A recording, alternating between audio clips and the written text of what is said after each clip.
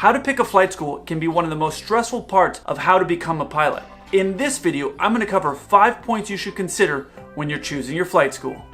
Coming up.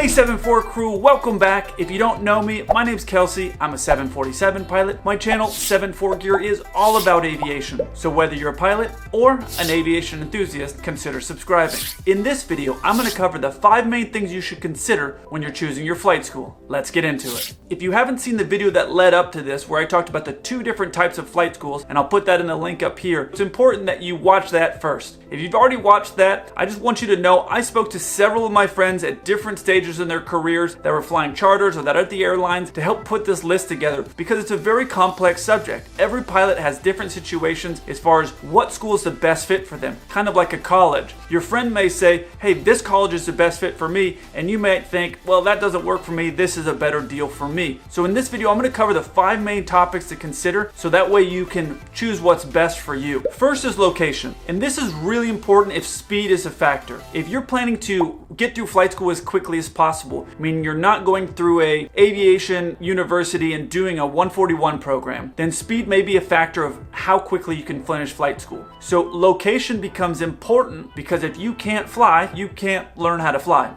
You're so smart.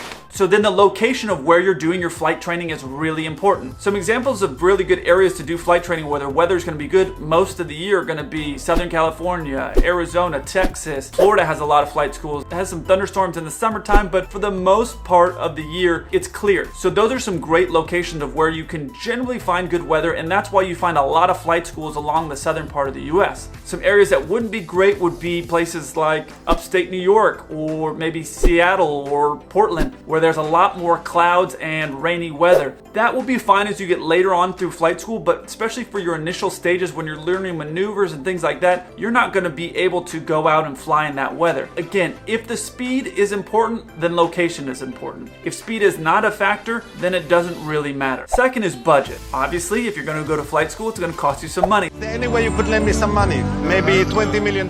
Budget is a factor. The things you want to look at and consider are what types of planes do they have and how much do they rent for? What is the cost of a CFI, which is your certified flight instructor who's going to be helping you to fly? What is the cost of ground school? Do they charge for ground school? And reason that's important is, for example, when I did my private pilot license, they didn't charge for ground school, which was a happy surprise. I didn't even know that I should be asking about that. I did my private pilot license at a Part 61 school. My instructor, Sean, didn't charge me for ground school. Maybe it was because we were such good friends. I don't know. But he didn't charge anything for that, and the school didn't charge anything for that. It's important to find out what do they charge for ground school, because that may or may not be a factor when you're weighing everything out. Another point to consider when you're looking at budget is, are you military? Are you planning to use your GI Bill towards your flight school? At this time, I believe only 141 schools allow you to use your GI Bill. So if you're planning to use your GI Bill towards paying for your flight school, I believe right now it's only 141 that's taking that money. So that's definitely something you need to consider. And if you're leaving where you're living right now to go out of state or out of city to do your flight school, housing. Is housing cheap or is it expensive? Are you going to need a car to get to and from flight school? So those are all things to factor in when you're looking at your budget. The third thing to consider is your ability to fly. You're going to want to look at what is the ratio between the flight instructors and the students. A bad example would be if you had a flight school with 1 instructor, and for every 1 instructor you had 30 to 40 full-time students. It's going to be really hard. Everyone's going to be fighting for the attention of the flight instructor to have him or her take you up and work on your flight training. So that is one thing to consider. The other thing to consider is how many planes do they have? If that flight school only has 2 planes and they have 30 students, so if one plane gets broken or goes into maintenance, then everybody's going to be fighting to get on that other plane. To learn how to fly, you need to fly. You said that already! So it's important to weigh out what is your ability to fly at that flight school when you're weighing out flight schools. So the fourth step is go and kick the tires. And what I mean by that is go out and check out some of these flight schools. Like when you pick a college,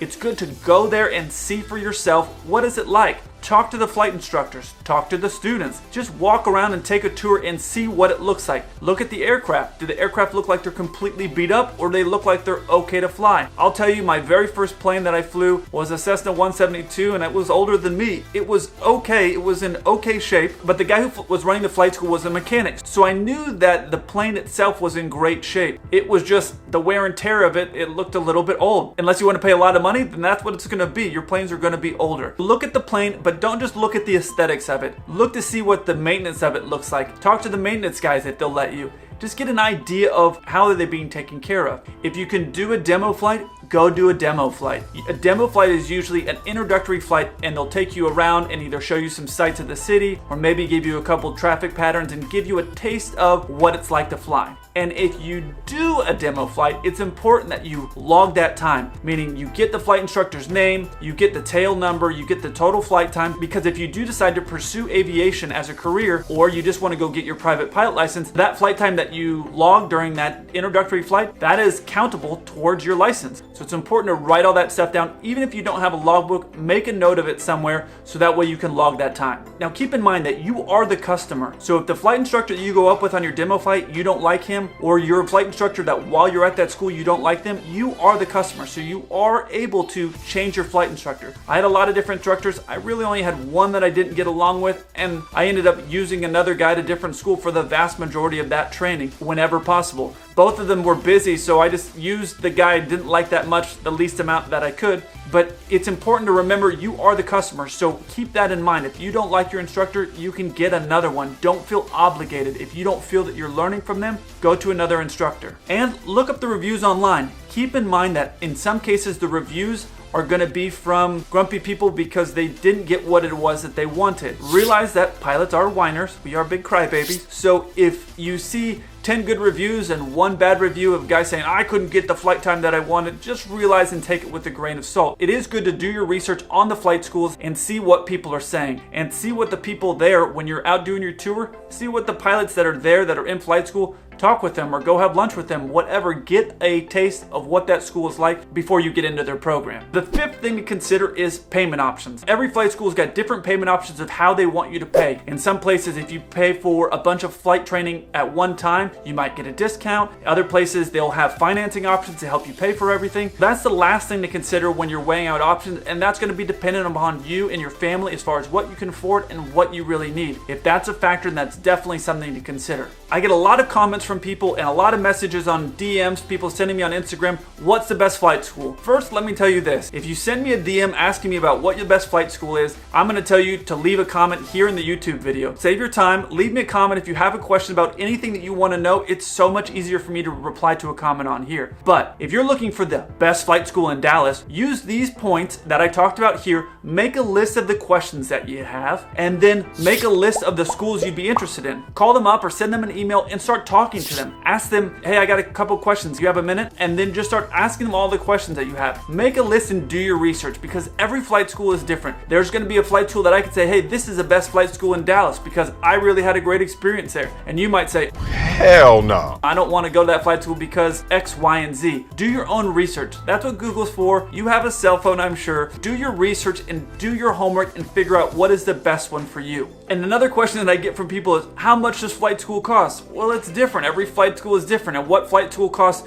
2 years ago and what it costs today is different. You're gonna have to do some of your own legwork. Make a list, call them, find out what it is that they're charging, and then ask them, hey, what's the average amount of time that guys need at this school to get your private or to get your commercial? If you know what it costs per hour for flight instruction, and you know how many hours you need because you've watched that other video that I talked about, you're gonna know how many hours you're gonna need to complete. You can do the math of how much it's gonna cost to go to flight school. So you're gonna have to do some legwork, but then you'll be able to sit down and do some math and weigh out everything and pick the best option for you. All right, that's everything that I have on flight school and pilot training. Share this video with any of your friends that are looking or have questions about going to flight school. If you like this video, give it a thumbs up and hit the subscribe button. In the comment section below, let me know where you're planning to do your flight training.